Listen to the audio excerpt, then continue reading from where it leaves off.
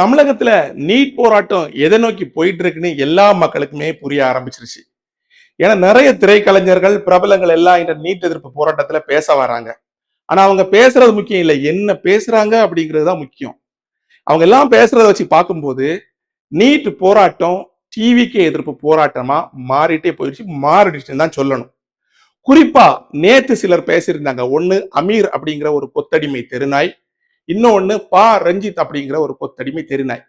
இவங்க ரெண்டு பேரும் திமுக இருந்து எலும்பு துண்டை வாங்கிட்டு வந்துதான் பேசுறாங்கன்னு தமிழக மக்கள் எல்லாருக்கும் நல்லாவே தெரியும்.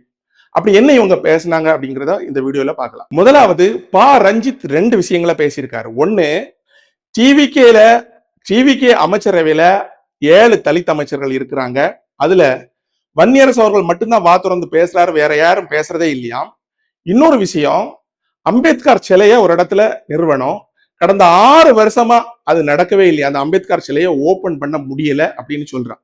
இந்த ரெண்டு விஷயத்துக்கும் பதில் அப்படிங்கிறது மக்கள் நிறைய பேர் செருப்படி கொடுத்துட்டு தான் இருக்காங்க. இந்த ரஞ்சித்துக்கு டோட்டலா தமிழ்நாட்டுல எல்லாரும் அவனை கழுவி ஊத்துறாங்க.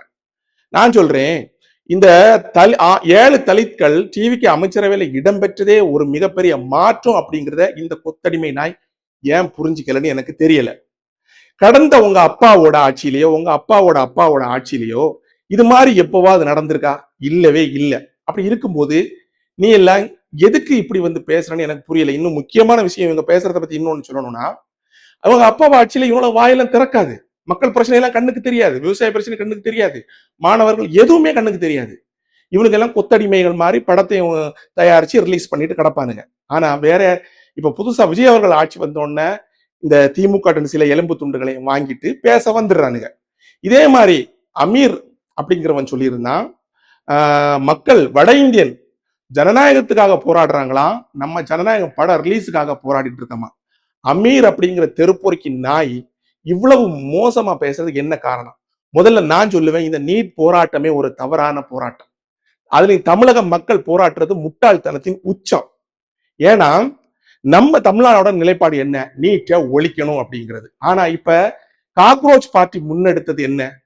இந்த நீட்டை முறைகேடு நடந்திருக்கு, சோ இந்த நீட் தேர்வை முறைப்படுத்தணும், கொஸ்டின் பேப்பர் லீக் ஆகக்கூடாது அப்படிங்கிறது தான். இது அரசாங்கம் உடனே எப்படி ஏத்துக்கும்? ஏத்து இதை ஓகே சொல்லிடும். ஆனா நீட் மாறாது, எல்லாரும் ஞாபகம் வச்சுக்கோங்க. அமீர் போன தெருநாய்களுக்கு நான் சொல்றேன், நீங்க போராடுறது தவறான போராட்டம். இங்க வந்துட்டு நீங்க ஜனநாயகன் படத்தை பத்தி பேசுறீங்க. ஏண்டா ஒன்ன மாதிரி மூஞ்ச நாங்க டிவியில பாத்துட்டு இருக்கணுமா? ஜனநாயகன் படம் பாக்குறதுல என்ன தப்பு இருக்குன்னு நீங்க எல்லாம் பேசுறீங்க? மொத்தத்துல இந்த போராட்டமே தலைகீழா மாறி போச்சு. அது வடக்குலயும் சரி, தெற்குலயும் சரி. வடக்குல என்ன ஆயிடுச்சு, சோனம் வங்சுக் அப்படிங்கிறவரு இந்த நீட் தேர்வு கொஸ்டின் பேப்பர் லீக் ஆனதுக்கு அதுக்கு அமைச்சர் அதுக்கு பொறுப்பேற்று பதவி விலகணும்னு உண்ணாவிரத்தை ஆரம்பிச்சாரு. இந்த கேப்ல வந்து சொருவுனதான் சிஜேபி, காக்ரோச் ஜனதா பார்ட்டி. இவங்க வந்து இன்னும் பல விஷயங்களை வச்சு போராட்டம் நடத்துறாங்க. இவங்க யாருமே நீட்டை ஒழிக்கணும் அப்படிங்கிற வார்த்தையை முன்னெடுக்கவே இல்லை. ஜஸ்ட் முறைப்படுத்தணும், நீட் இருக்கணும்னு தான் அவங்க சொல்றாங்க. அந்த போராட்டம் மெல்ல மெல்ல எங்க வருது? தமிழ்நாட்டுக்கு.